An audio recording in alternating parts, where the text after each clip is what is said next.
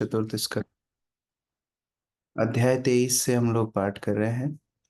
और कल हमने पढ़ा किस प्रकार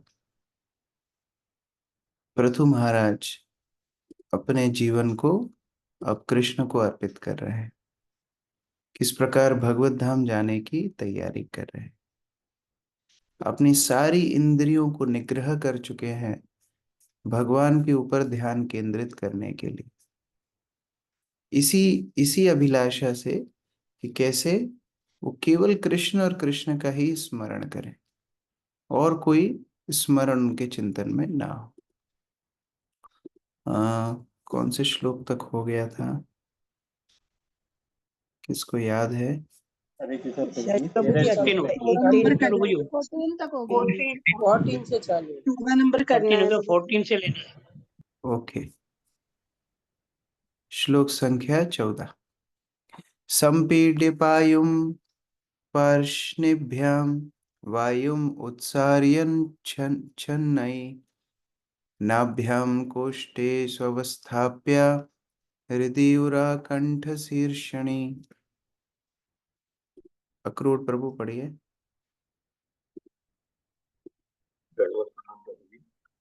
जब महाराज पृथु ने विशेष यौगिक आसन साधा तो उन्होंने अपनी एड़ियों से अपना गुदा द्वार बंद कर दिया और दोनों एड़ियों को दबाया। फिर धीरे से प्राणवायु को नाभि चक्र से होते हुए वे हृदय तथा कंठ तक ऊपर की ओर ले गए।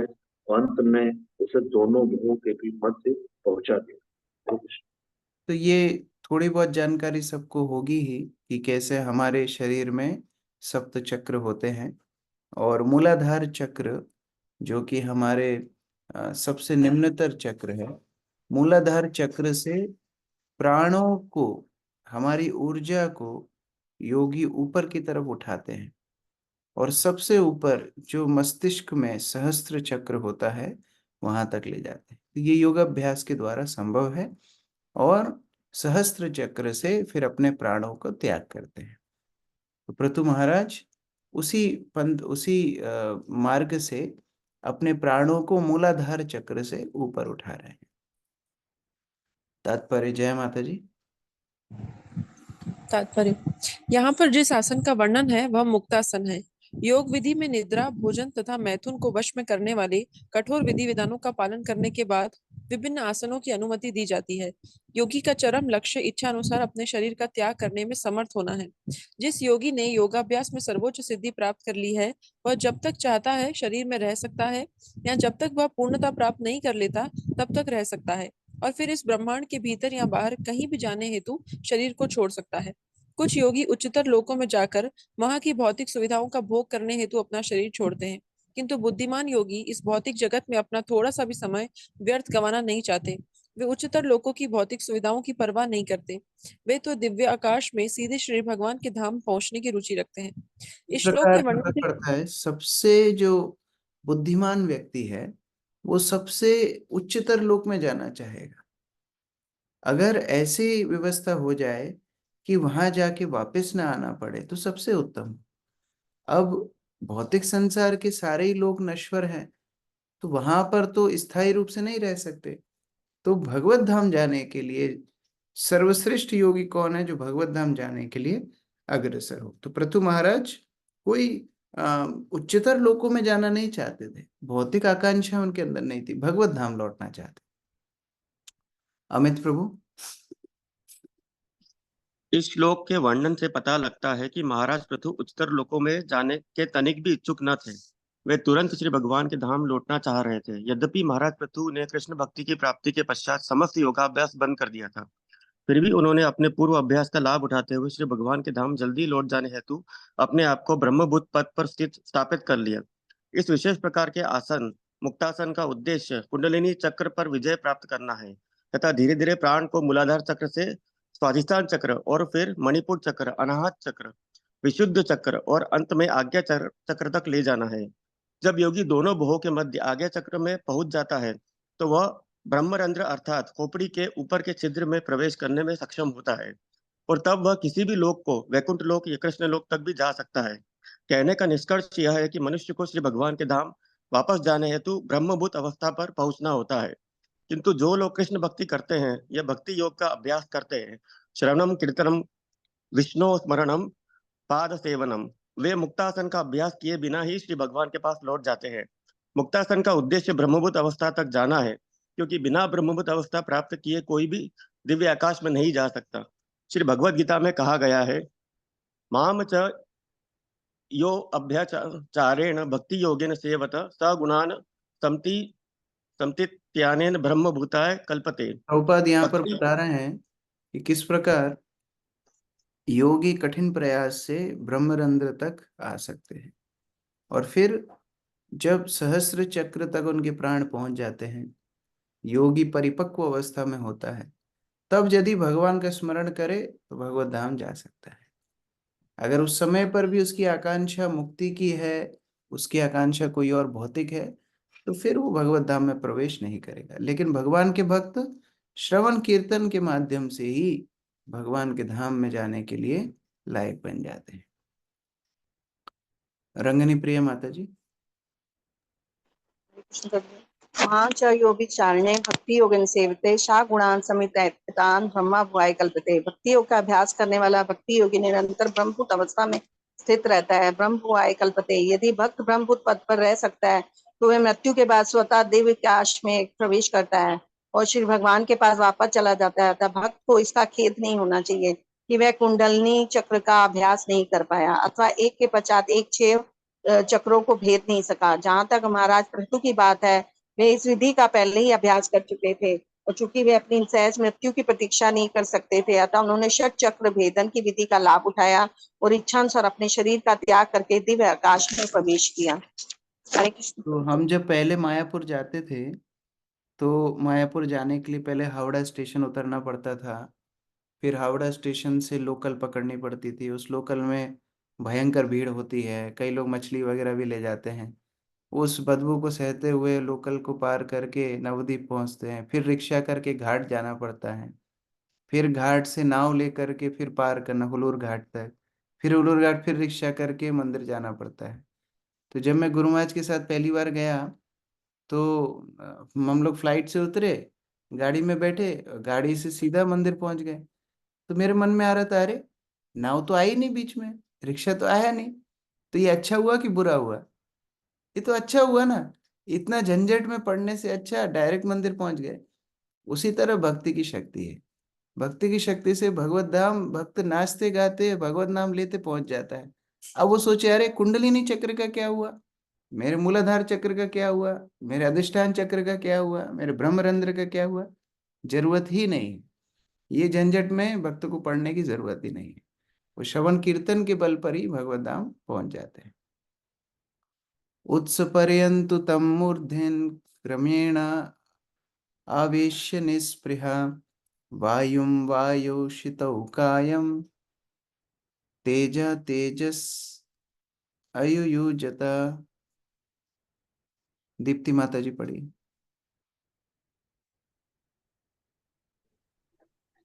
इस प्रकार पृथु महाराज अपने प्राण वायु को धीरे धीरे ब्रह्मरंध्र तक ऊपर ले गए, जिसमें उनकी समस्त सांसारिक आकांक्षाएं समाप्त हो गई।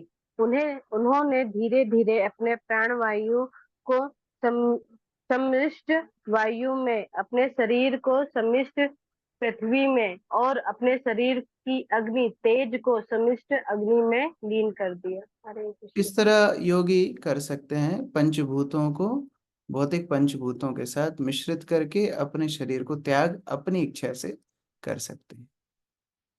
तात्पर्य ब्रजेश प्रभु।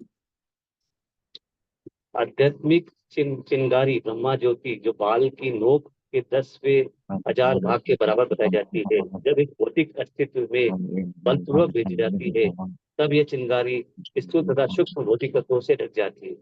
भौतिक शरीर 5 स्थूल तत्वों पृथ्वी, जल, अग्नि, वायु अथवा तथा आकाश, ईथर तथा 3 सूक्ष्म तत्व मन, बुद्धि तथा अहंकार से बना होता है। जब मनुष्य को मुक्ति मिलती है तो वह इन भौतिक कोशों आवरणों से बाहर निकल जाता है। वास्तव में योग की सफलता इन भौतिक आवरणों से मुक्ति पाने तथा आध्यात्मिक जगत में प्रविष्ट होने में निहित है। भगवान बुद्ध की निर्वाण संबंधी शिक्षाएं इसी सिद्धांत पर आधारित है। उन्होंने अपने अनुयायियों को ध्यान तथा योग के सहारे इन भौतिक आवरणों को त्यागने की शिक्षा दी। उन्होंने आत्मा के विषय में कोई जानकारी नहीं दी, किंतु यदि उनके उपदेशों को ठीक से पालन किया जाए तो मनुष्य भौतिक आवरणों से मुक्त होकर निर्वाण प्राप्त कर सकता है। योग की सफलता ही है कि भौतिक तत्वों से मुक्त हुआ जाए, सूक्ष्म तत्वों से मुक्त, स्थूल तत्वों से मुक्त। अब होता यह है कि जब व्यक्ति योग का पालन करता है, भले ही टूटा फूटा करे, आत्मा से उसका जो ऊर्जा आनी है वो आनी शुरू हो जाती है। इसलिए उसको अच्छा लगता है, उसको शांत लगता है, उसको शक्तिशाली लगता है, क्योंकि आत्मा की शक्ति से ही तो शरीर चल रहा है। जितना ज्यादा आत्मा के ऊपर आवरण होता है उतना ही व्यक्ति अपने आप को कमजोर महसूस करता है, और जितना ज्यादा आत्मा के आवरण हटते हैं उतना ही ज्यादा उसको शक्ति महसूस होती है। तो होना क्या चाहिए था, योग के माध्यम से आत्म तत्व में इतना उसको रमण करना है कि वो भगवत भक्ति कर सके। लेकिन उसको लगने लगता है कि अरे योग से तो बड़ी शक्ति मिलती है, योग से तो बड़ी शांति मिलती है, तो योग बड़ी अच्छी चीज है, हम योग करेंगे, योग के बल पर फिर हम बहुत इंद्रिय तृप्ति करेंगे। ये समस्या है। वास्तव में योग का साफल्यता क्या है, इंद्रिय तृप्ति बंद हो, भौतिक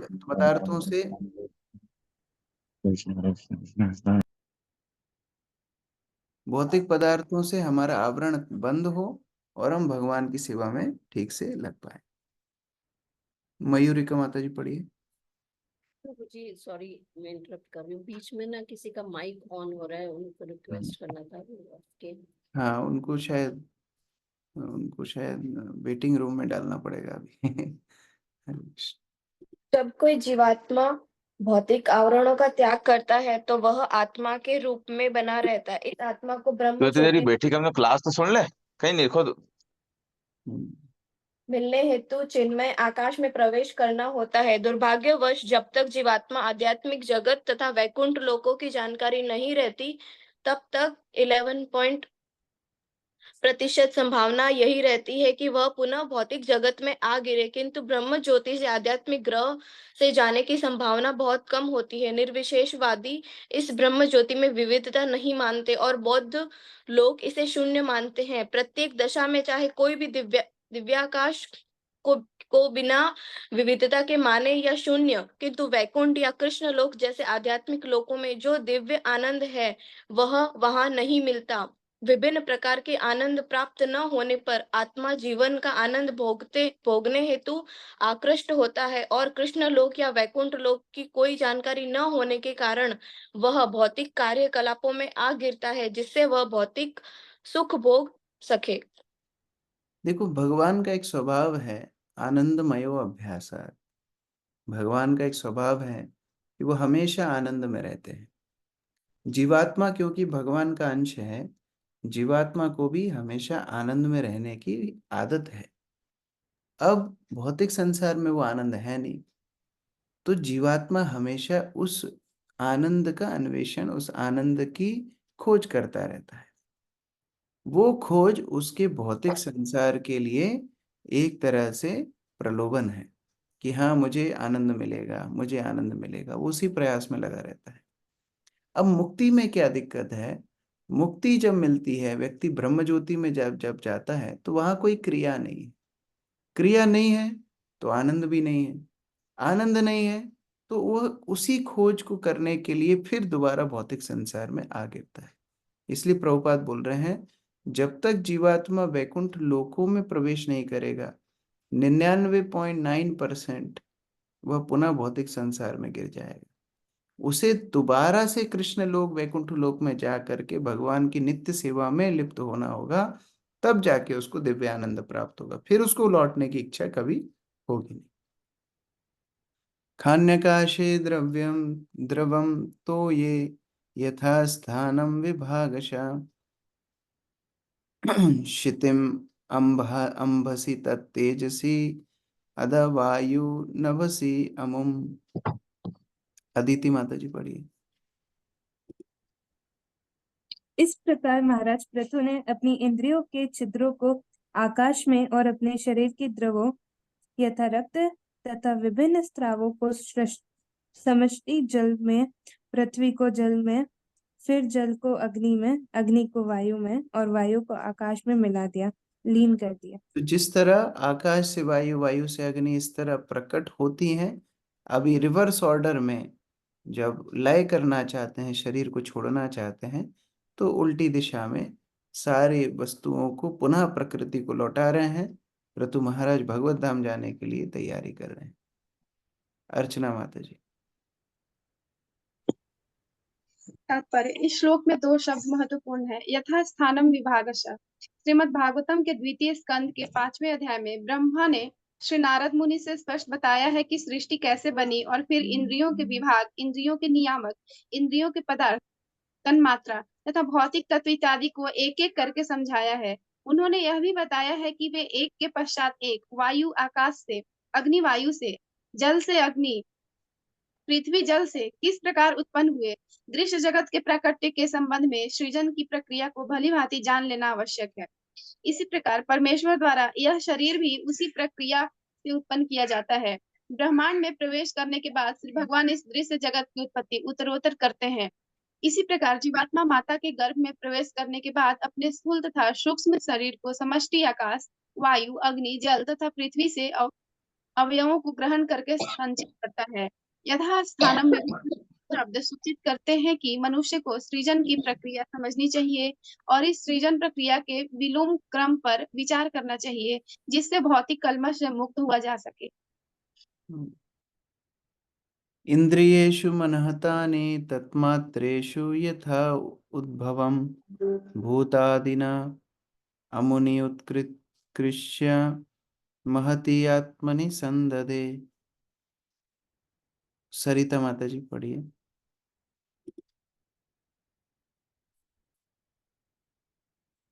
हरे कृष्ण प्रभु, दंडवत प्रणाम।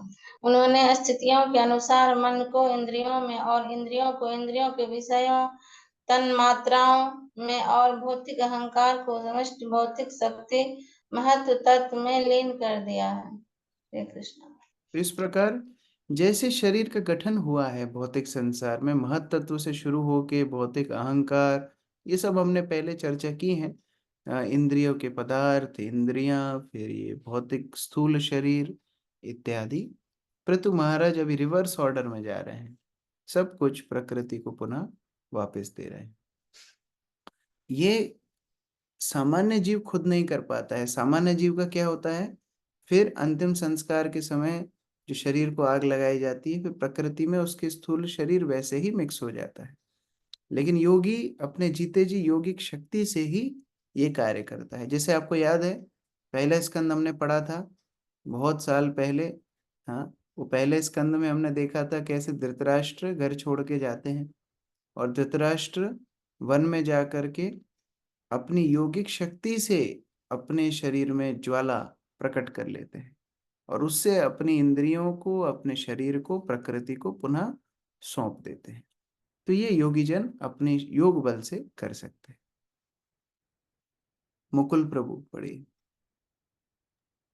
हरे कृष्ण प्रभु, दंडवत प्रणाम। संपूर्ण शक्ति दो भागों में, आपकी आवाज क्लियर नहीं है। मंजू माता जी पढ़िए। जहां तक अहंकार का प्रश्न है, संपूर्ण भौतिक शक्तियां दो भागों में प्राप्त की जाती है। एक तो तमोगुण से विक्षुब्ध होकर, दूसरा रजोगुण तथा सत्वगुण से विक्षुब्ध होकर। तमोगुण में विक्षोभ से 5 स्थूल तत्व उत्पन्न होते हैं। रजोगुण के विक्षोभ से मन और सत्वगुण के विक्षोभ से मिथ्या अहंकार अर्थात पदार्थ के साथ उनकी पहचान करना उत्पन्न होता है। मन की रक्षा एक विशेष देवता द्वारा होती है। कभी कभी मन का अधीक्षक कोई देव या देवता भी माना जाता है। इस प्रकार समष्टि मन अर्थात भौतिक देवता द्वारा नियंत्रण भौतिक मन इंद्रियों में लीन कर दिया गया। इंद्रियों तथा इंद्रिय विषय तन मात्राओं में लीन किया गया। ये इंद्रिय पदार्थ है, रूप, रस, गंध, स्वाद इत्यादि। शब्द, नाम ही इंद्रिय पदार्थों की चरम स्रोत है। मन इंद्रियों द्वारा इंद्रिय विषयों द्वारा आकर्षित हुई और इन सबको अंत में आकाश में लीन कर दिया गया। सृष्टि इस प्रकार से सुनियोजित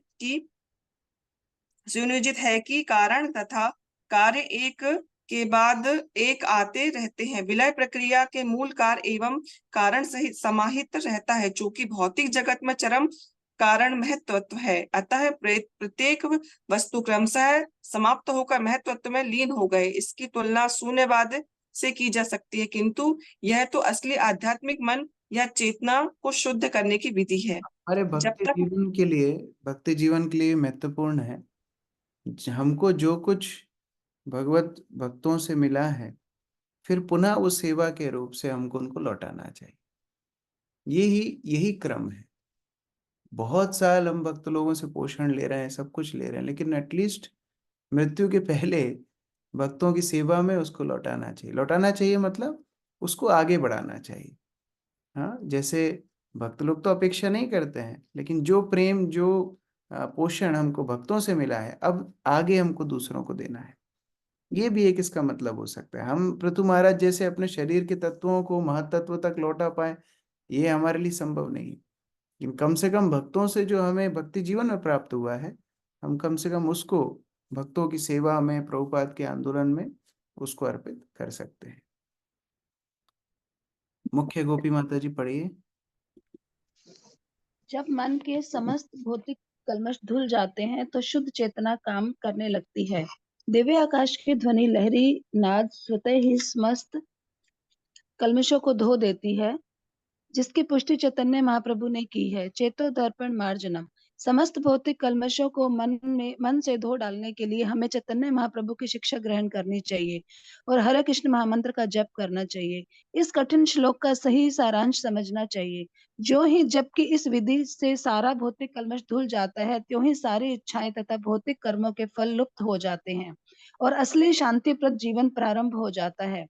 इस कलयुग में इस श्लोक में वर्णित योग विधि को संपन्न कर पाना अत्यंत दुष्कर है। जब तक कोई ऐसे योग में पटु ना हो, सर्वोत्तम यही है कि भगवान श्री चैतन्य महाप्रभु की विधि को अपनाया जाए, और यह विधि है कि श्री कृष्ण संकीर्तनम। इस प्रकार हरे कृष्ण कृष्ण कृष्ण हरे हरे, हरे राम राम राम हरे हरे मंत्र के जप की सरल विधि से समस्त भौतिक कल्मशों से मुक्त हुआ जा सकता है। इस तरह इस भौतिक संसार का प्रारंभ भौतिक शब्द नाद से होता है, उसी तरह आध्यात्मिक जीवन का प्रारंभ आध्यात्मिक शब्द नाद से होता है। भौतिक जीवन के सारे आवरणों को पृथु महाराज क्यों छोड़ रहे हैं? जिससे वो मृत्यु के समय पूर्ण रूप से विशुद्ध रहें, शुद्ध रहें, उन्हें कोई भी भौतिक कल्मश प्रभावित ना करे। अब वही शुद्धिकरण यदि हरिनाम के माध्यम से हो जाए तो फिर बाह्य अवस्था से वस्तुओं को छोड़ने की आवश्यकता नहीं। प्रभुपाद बता रहे हैं कैसे शब्द से भौतिक संसार शुरू होता है। प्रथम चीज है शब्द, और अगर शब्द से भौतिक संसार शुरू होता है तो वही शब्दों से आध्यात्मिक संसार भी शुरू होता है। भौतिक शब्दावली से भौतिक संसार की शुरुआत, और आध्यात्मिक शब्दावली भगवान के नाम जप से आध्यात्मिक संसार की शुरुआत, यानी आध्यात्मिक संसार में प्रवेश भक्त को मिलता है। इसलिए नाम का आश्रय लेते हुए हमको भक्ति में आगे बढ़ना चाहिए। तम सर्वगुण विनाय विन्यासम जीवे मायामये निधात्, तम चानुस्वयम् आत्मस्थम आसव अनुसयी पुमान, ज्ञान वैराग्य वीर्येण स्वरूपस्थो जहात प्रभो। यमुना माता जी पढ़िए। हरे कृष्ण। तब पृथु महाराज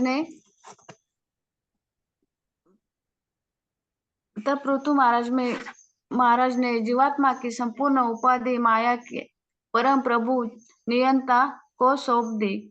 ज्ञान तथा वैराग्य एवं भक्ति की आध्यात्मिक शक्ति के द्वारा वे जीवात्मा की उन समस्त उपाधि से मुक्त हो गए जिनसे वे घिरे थे। इस प्रकार कृष्ण भावना की अपनी मूल स्वाभाविक स्थिति स्वरूप स्थिति में रहकर उन्होंने प्रभु इंद्रियों के नियंता के रूप में अपने शरीर को त्याग दिया। हरे कृष्ण।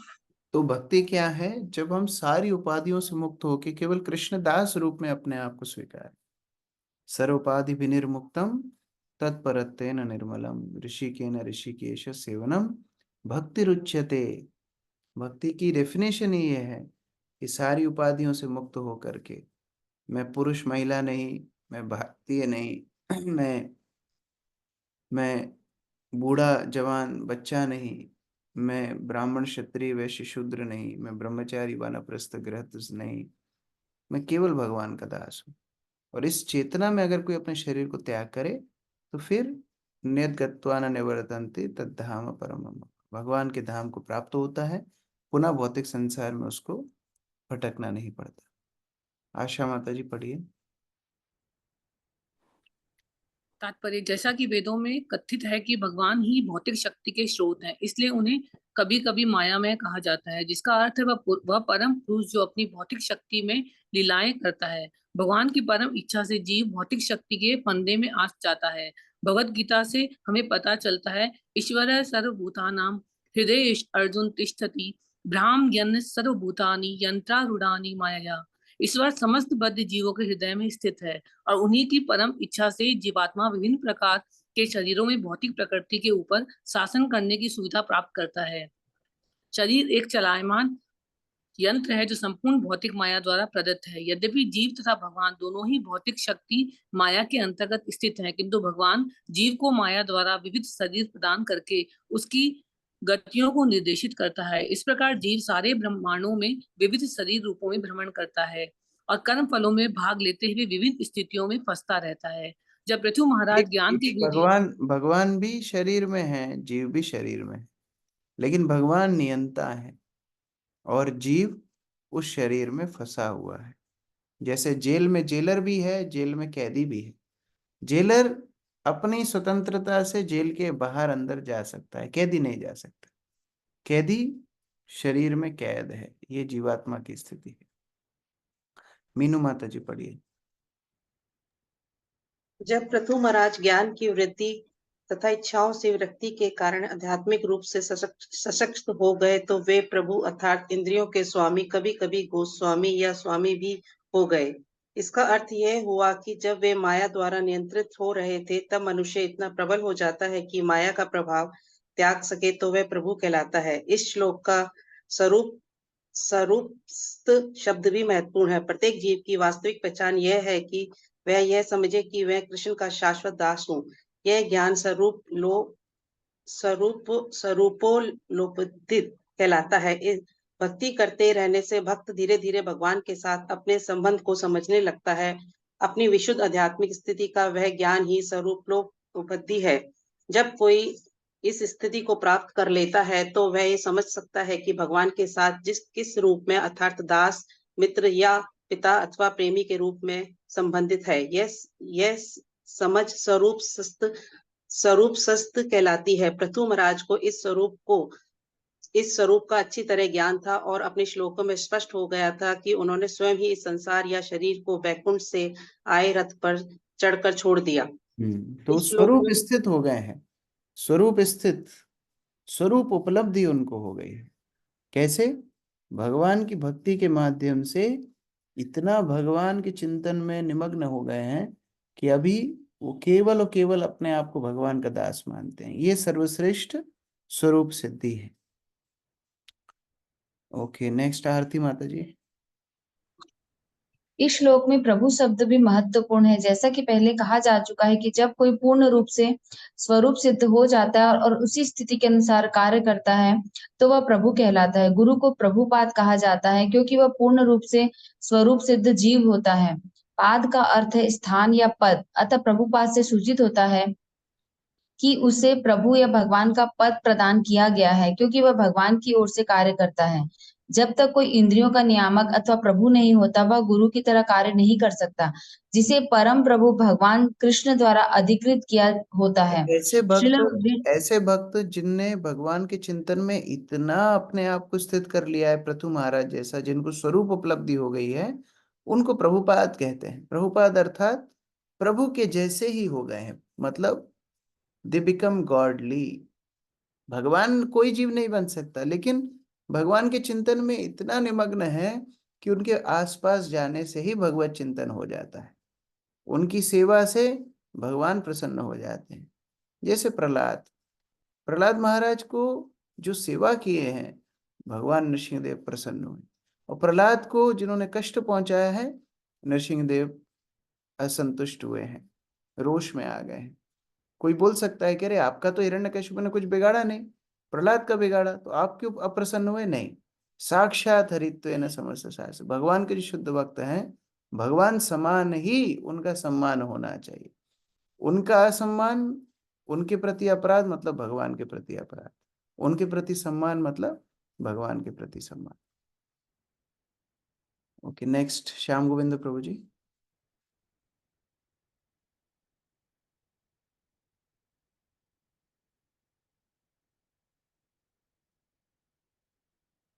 प्रफुल्ल प्रभु। श्रील विश्वनाथ चक्रवर्ती ठाकुर ने गुरु की प्रशंसा में कहा है, साक्षात धरित्वेन समस्त शास्त्रे रुक्तस् तथा भाव्यत एव सिद्धेय। गुरु को परमेश्वर के ही समान आदर प्राप्त है, क्योंकि वे श्री भगवान के अत्यंत विश्वास पात्र सेवक हैं। इस प्रकार महाराज पृथु को भी प्रभुपाद या जैसा कि यहाँ पर कहा गया है प्रभु कहा जा सकता है। इस संबंध में एक अन्य प्रश्न पूछा जा सकता है, चूंकि महाराज पृथु श्री भगवान के सत्यावेश अवतार थे, अतः प्रभु बनने हेतु उन्हें विधि विधानों को संपन्न करने की क्या आवश्यकता थी? क्योंकि वे इस पृथ्वी पर आदर्श राजा के रूप में प्रकट हुए थे, और चूंकि राजा का कर्तव्य है कि वह प्रजा को भक्ति करने का उपदेश दे, अतः उन्होंने अन्यों को शिक्षा देने हेतु भक्ति के सभी विधि विधानों का पालन किया। इसी प्रकार यद्यपि श्री चैतन्य महाप्रभु स्वयं श्री कृष्ण थे, किंतु उन्होंने हमें शिक्षा दी कि किस प्रकार भक्त के रूप में भगवान श्री कृष्ण तक पहुंचा जाए। कहा गया है, आपनी आचरी भक्ति सिखाइनु सबारे। भगवान श्री चैतन्य महाप्रभु ने अपने व्यक्तिगत कार्यों के माध्यम से आदर्श प्रस्तुत करते हुए अन्यों के समक्ष भक्ति की विधि की शिक्षा दी। इसी प्रकार महाराज पृथु यद्यपि सत्यावेश अवतार थे, फिर भी प्रभु का पद प्राप्त करने हेतु एक भक्त जैसा आचरण किया।